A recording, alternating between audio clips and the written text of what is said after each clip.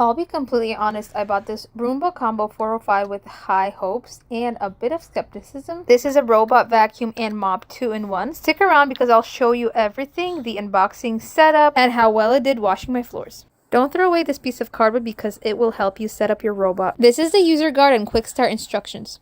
Now the Roomba Combo robot itself, you will see that it comes with 2 ready to attach mops. Now the ramp that easily attaches by just clicking it, as well as 2 replacement rags. And the sweep attachment. So the ramp just easily clicks in by doing so. The cord is 6 feet long and can be tucked away. Now the robot itself feels very sturdy and high quality. The mops attach like so. The wheels are very heavy duty, and the sweeper also just attaches by clicking in. The plug attaches from the back of the dock and it can be tucked away like so. The wheels go up and down to access carpets. The vacuum roller is accessed from the bottom of the vacuum. It easily can be cleaned and put back together. Once all parts are attached, it's ready to be charged. I place the vacuum on the dock and I keep it there to charge. While it's charging, I will fill up the tank with water. The right tank is where the clean water goes, and the left tank is for the dirty water. The setup to the app was also super easy and smooth. First, it connects to the Wi-Fi and then it maps your entire house. You can also only map out the rooms that you wanted to be cleaning all the time. In the app, you're allowed to choose your cleaning methods. There's normal, there's light cleaning, and deep cleaning. You're able to choose the rooms that you want to be vacuumed and mopped, or just vacuumed, or just mopped. I will turn on the sound so you can hear how it works.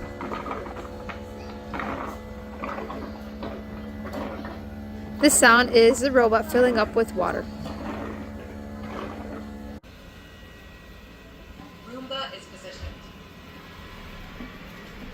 The robot is great at sensing when there are structures ahead of it. Also, it's great at sensing when it reaches the carpet. And that's when the wheels lift up higher and the mop stops spinning. I noticed how the robot applies plenty of pressure when it's on hard floors. Also, when it passes, it does not leave wet stains on the carpet. Here's another video of it going on the carpet and lifting up its mops. You can hear how the vacuum is still continually working while the mop is off. Now I'll spill some milk on the floor and we'll see how well it does. It has its own ways that it calculates of where it's going to go. As you can see, it avoids the legs of the tables. It goes around them pretty well. Finally, the robot reached its destination. This is the first pass. I think it did a great job. This is the normal clean setting. There is a light clean and there is a heavy clean. Normal clean does 2 passes on the same spot. Now it has washed half my kitchen and it still had that remaining spot left. It did need to go and refill the water and wash the mops. That's why you see it didn't finish its job and just went straight into the dock. It backs itself in very well. Has no problem there at all. And now you can hear it is washing its mops as well as refilling the water.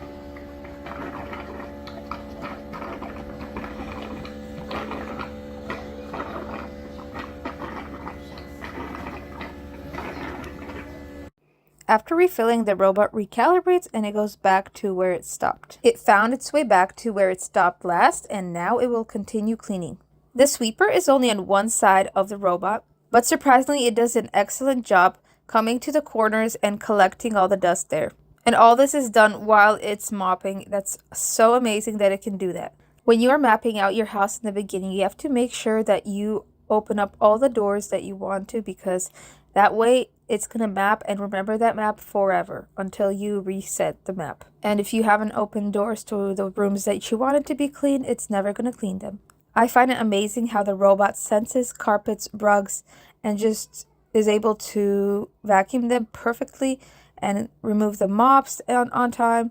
And even this low profile little rug that I have in my kitchen, usually my vacuum gets stuck on this all the time because of the material of it. This vacuum had no issue. It just releases the amount of vacuum power that it uses and continues its job. Now, when it goes on the carpet, it also does an excellent job of removing all the dust. I was surprised by the amount of dust in the dustpan, considering that I did vacuum a few days before that. Halfway through its working process, it went back to the dock to get the dustpan emptied. And now you see the mops are not spinning again and it senses that it needs to use only the vacuum. So whenever you have objects sitting somewhere where they usually don't, the robot will have no issue walking around them and continuing his job like nothing was there. Now, another super cool feature that this robot has is it has a spot clean option where you send the robot into a specific location of your house and have it clean that area only. So I chose this little spot and I had jam on there as well as some liquid spillage, and it did an excellent job locating that location and cleaning that little square. It went 3 times over it because I did do deep clean. So I was definitely surprised by that. I love that feature about it. After removing the water, I saw how dirty the water looked after cleaning my floors. It did an excellent job. I love how my floors feel after. Love this product, highly recommend it. Also forgot to mention, this is where you access the dust bag.